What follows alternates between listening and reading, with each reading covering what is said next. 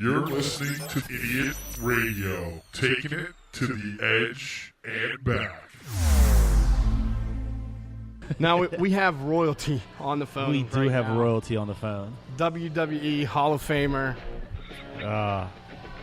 Used to watch this guy all the time. The guy that created the Self High Five, DDP Yoga. He's been in movies. Yeah, he's been doing a lot. Ladies and gentlemen, let's welcome to Idiot Radio, Diamond Dallas Page. Hey, guys. What's up? What's going on? Just recovering after my wife and I went to my daughter's 30th birthday party last night. So, oh wow, just recovering from a hell of a good time. Yeah, been there. Well, we got on the phone, 3-time WCW heavyweight champion.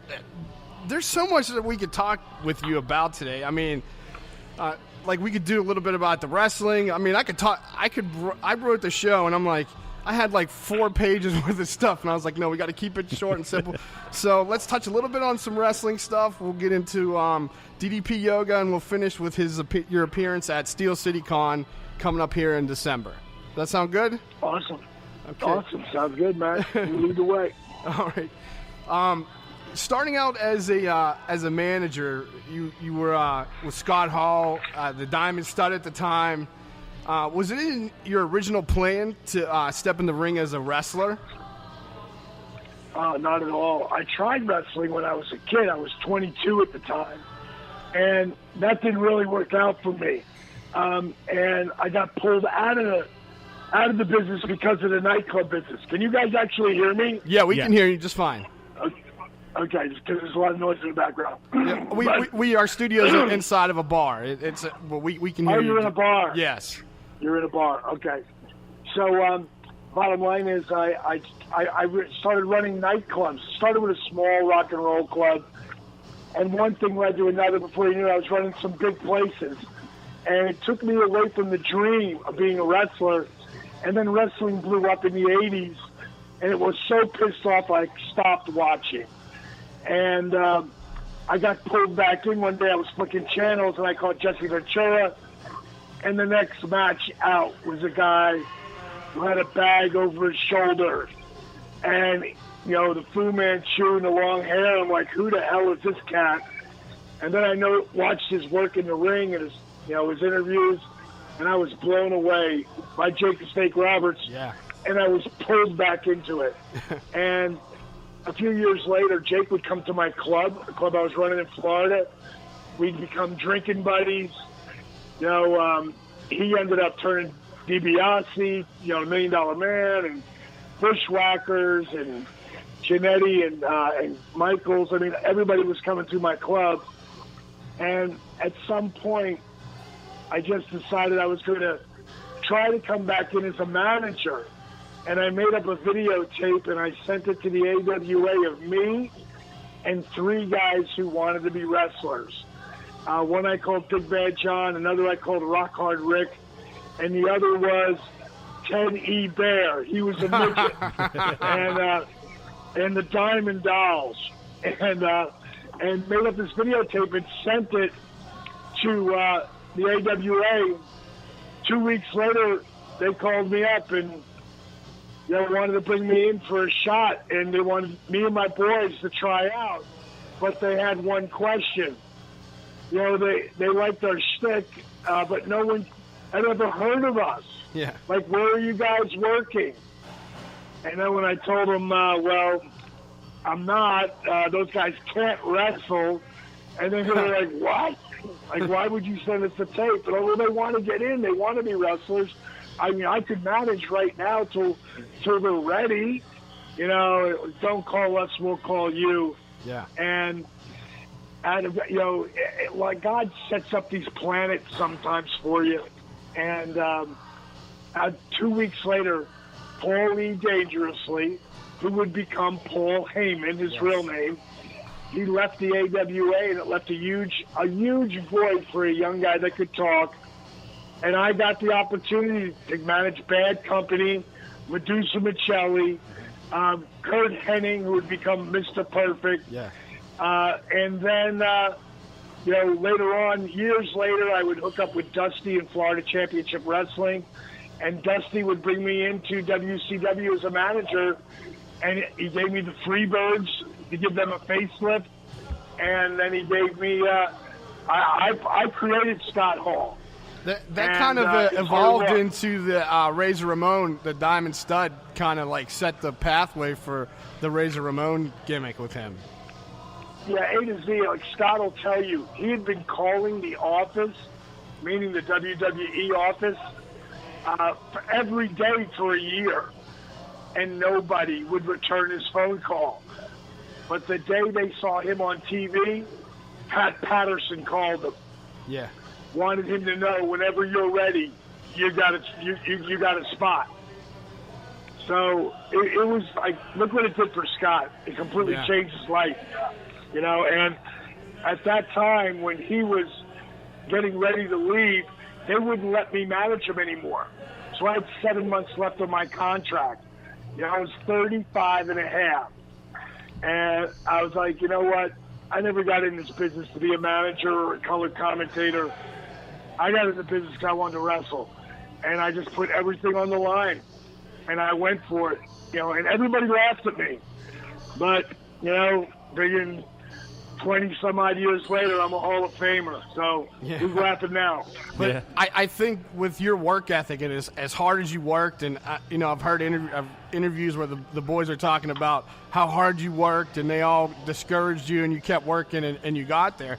And I think with the evolution of Diamond Dallas Page, the wrestler, your real personality took over into the character, and it just the people loved you. I mean, you were the hardest working guy in the room. You were blue collar. You were relatable. The fans, they were like somebody that they would go have a beer with, and you started wearing the jeans and walking through the crowd. And then, look, I mean, I think that was what pushed you to that next level. With the fans, that's very perceptive. My given name before I changed it to Dallas Page, kind of like John Wayne changed his name, Yeah. But when Paige Joseph Falkenberg stopped trying to become this bigger than life wrestling persona, Diamond Dallas Page, and Diamond Dallas Page started to take on the characteristics of Paige Joseph Falkenberg. Yeah. That's when my career took off like a rocket. Yeah. Do you think when you transitioned from a manager to a wrestler in your mid-30s, did you think that gave you an advantage? Do you think you had the maturity level to help push you to the success that you had? Another insightful question. I would often say that the hardest thing I ever did was starting to try to become a wrestler at 35 and a half. But probably my biggest asset was starting at 35 and a half. Yeah. Because I didn't do all the stupid stuff that I would have done if I was 22 or 25 or 27. Right. Like, if you look at today, every person who has any sort of athletic prowess is running and jumping over the top rope to people on the floor. Right. Now, when I would do that, I would grab the ropes and I would springboard myself over the top and land on the person. I was in complete control of everything. Now, could something happen? Absolutely. But I had pretty much control every time I went over the top rope. These kids today, they have no control. Yeah. And there's so many injuries, and so many times you see, like a lot of times you'll see people, and they're starting to get that push, and then you don't see them anymore. Yeah. Well, that's because they're injured, because they're all working hurt all the time. Yeah. But once you get injured, you go down. Like I would leave. I'm the first guy in professional wrestling to ever ice their body.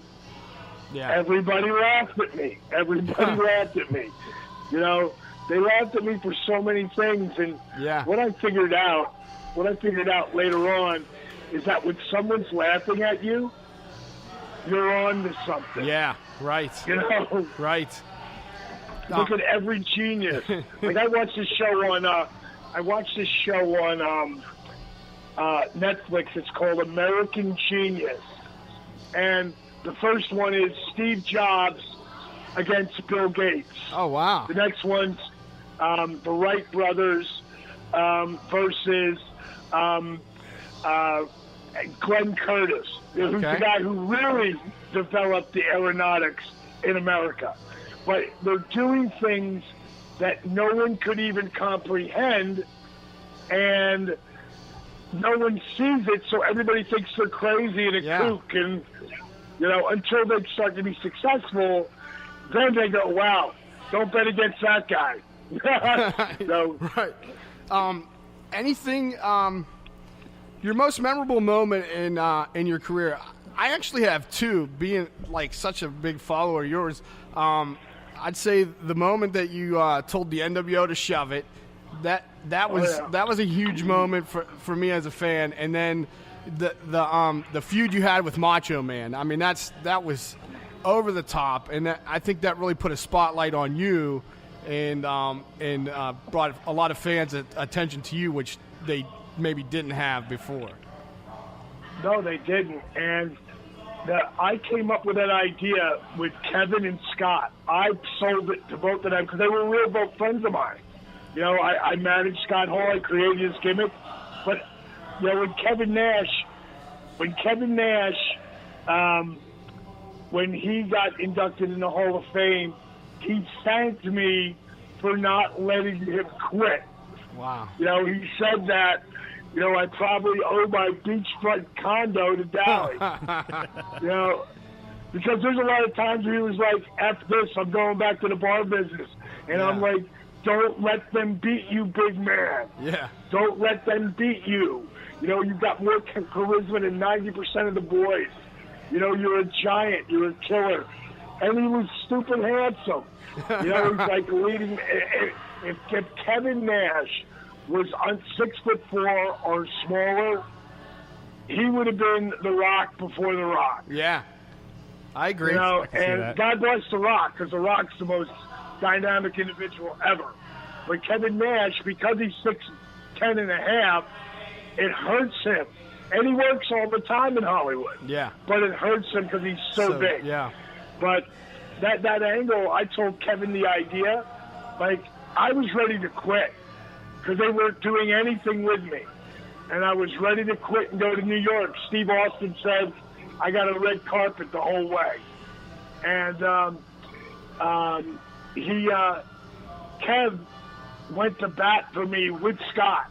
Okay. That's how that angle happened. Oh, okay. And they took it off why it meant so much to everyone is because everybody could feel that angle. Most things are hot-shotted. But that angle took 10 weeks from its insemination till I finally dropped them. And the only reason it took 10 weeks is because the bookers kept pulling it off the TV every week right before it was supposed to happen. Because they didn't believe in me, and they didn't want to see me drop. Nobody dropped the NWO. Right. It's going to be DDP. And those guys were like, yeah, it's going to be him. And then they pulled it off the TV. They fought like crazy for that to happen because they knew they could draw money with me. Yeah. And then who's the first guy to do it? Randy. Yeah. Which when Randy passed, the late, great Macho Man, when he passed, the WWE put up the 5 greatest feuds of Savage. Now, you got to think about who we're talking about here. Right, Hogan. Besides Hogan and Flair, he worked with, and Dusty, they worked with every single guy who was anything in the last 30 years. And Hogan, of course, had 2 angles with the Mega Powers, and then when they turned on each other, Jake the Snake Roberts will be remembered for centuries. Yeah. I can't remember what the other one was, but the 5th one was us. And it was Randy's last big feud. And we were the feud of the year. in '97. Right. That was in Pro Wrestling Illustrated, I think. Right. Exactly. Yeah. And the thing that was the most fun of that was the promos, and the night that I came out as La Parka, and nobody knew. Oh yeah, that was it was great. Me.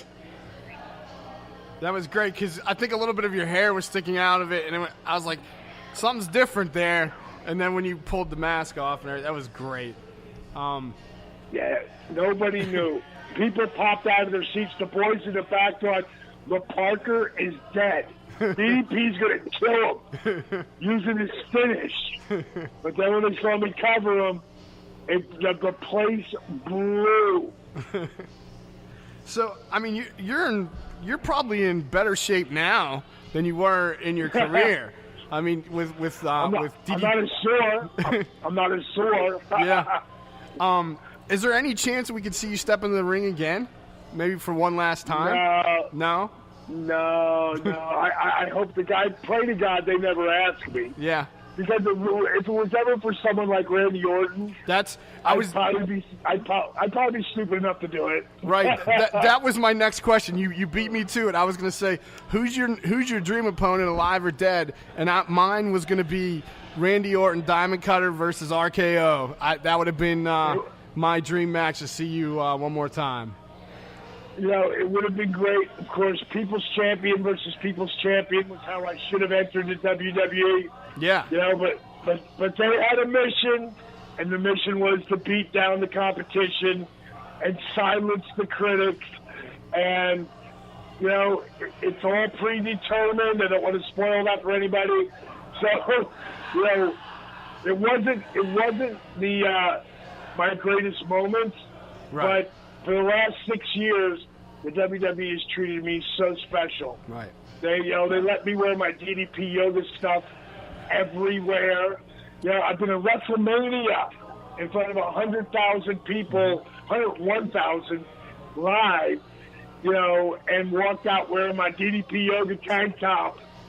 And, I got to hit the Diamond Cutter before I went over the top rope. But just to be out there in that ring at 2 days before my 60th birthday, like if you ever would have told me in a million years, the year before I would have been at SummerSlam dropping Diamond Cutters on everybody. And Randy wouldn't have at least caught me with one, but Randy wasn't there. Yeah. So I got this running gag with the Legend Killer. I said, "But you haven't killed me yet." Well, going right into you mentioned your DDP Yoga shirt. DDP Yoga, I mean, you kind of revolutionized yoga and made it cool and turned it into something for guys like me with dad bods in their mid-40s, and made it something that I would be interested in doing. I'm actually probably going to put it on my Christmas list this year because I dropped about 75 pounds in the last 15 weeks, but I'm not doing any workouts or anything. So I have some knee pain and a little bit of back pain. So I saw Arthur Borman's story on your website a few years back, almost like 2013 or something. And that was such an inspirational story. So to say, "Oh, I don't have time to work out," or "I'm too sore to work out," and then you see this guy who doctors told him he could never walk again, unassistedly, and then turns around and he's sprinting down his driveway at the end, which was amazing. All the stuff that you did with him on DDP Yoga, and then even the wrestlers like Scott Hall, Jake the Snake, Chris Jericho's come out and heavily endorsed DDP Yoga.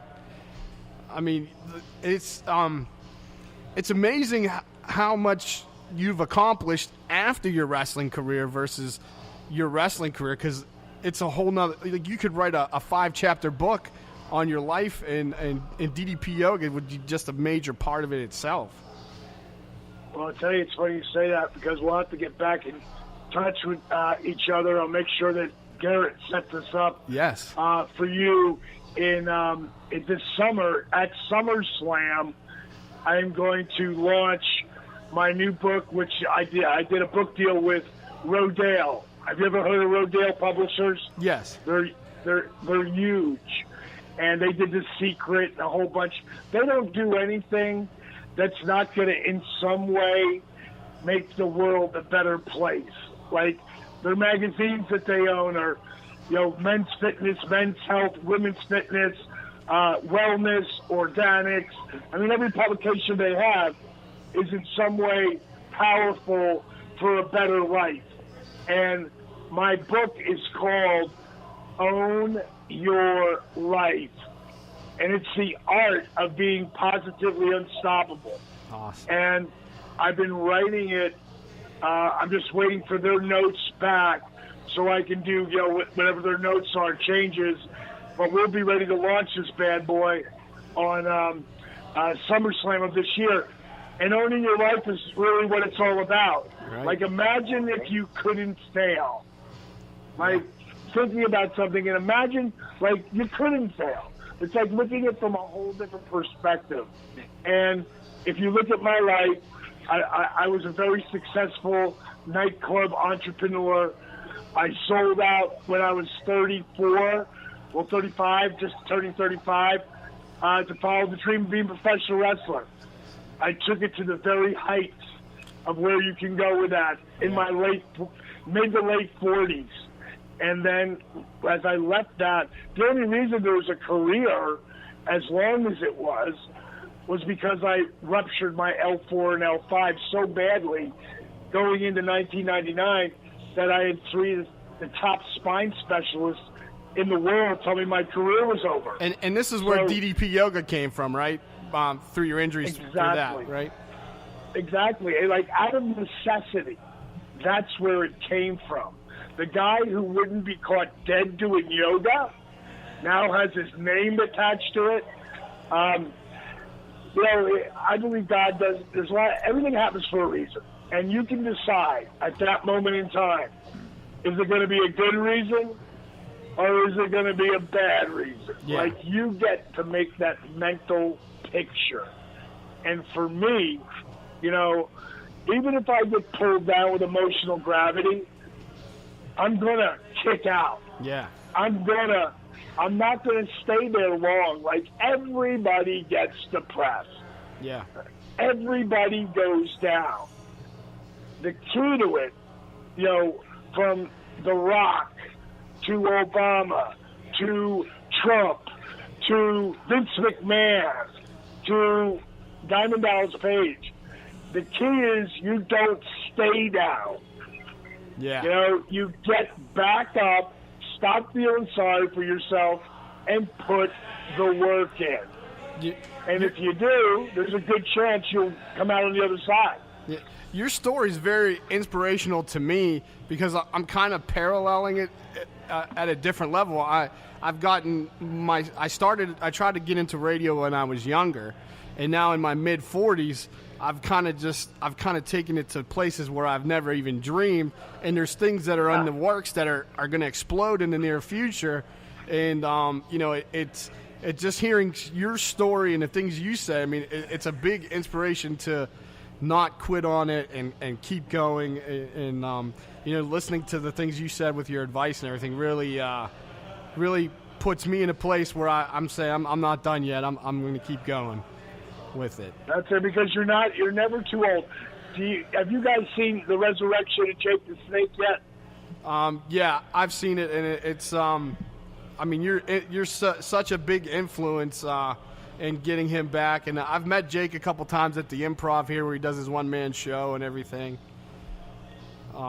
He's in a great spot right now, which is a miracle. It's a miracle, but he put the work in, and it's constant work for Jake. That documentary on Netflix, The Resurrection of Jake the Snake, is the second highest rated sports documentary on Netflix. And when you think about how great the 30 for 30 documentaries are, that we're rated number 2, is pretty strong. Yeah. But we have another one coming out in 2018, and it's by one of my guys who works with me, and his name is Nathan Mowry. Have you gotten a chance to see? Did you get a chance to see Jericho's latest video, the one called Judas, his music video? I haven't seen the video, but I've heard the song. Well, check out the video because it's amazing. My guy did that, Nathan Mowry, Oh, wow. who works with me. But we did it in my DDP Yoga Performance Center. Oh, cool. It's got over 10 million views. Oh, wow. That's awesome. And he came to me with an idea about a year and a half ago, and he said, D, I was watching some of the footage, like the early footage that you have of your journey with DDP Yoga. And I said, he goes, I really think there's a movie there, and, another doc. And I said, hey, if you want to do it, go ahead, go for it. So he sent me the first cut about 3 months ago, and I was blown away. But where it is today, it is a entrepreneurial, inspirational story. That's awesome. Because DDP Yoga, which you're going to start hearing me call it DDPY. Because if I don't brand it DDPY in the big picture, Okay. people will always call it yoga. Okay. I see. And it's not. It is, but it's not. You ask any yogi who's done it, and they're going to go, well, it's kind of yoga inspired. Exactly. Yeah. But the world calls it yoga, and I'm going to brand it DDPY along the terms of P90X. Okay. Like, everybody knows what P90X is, Yeah. but they don't know what it means. Right. You will not only know what it means, DDPY, you'll know what it is. And it's not yoga.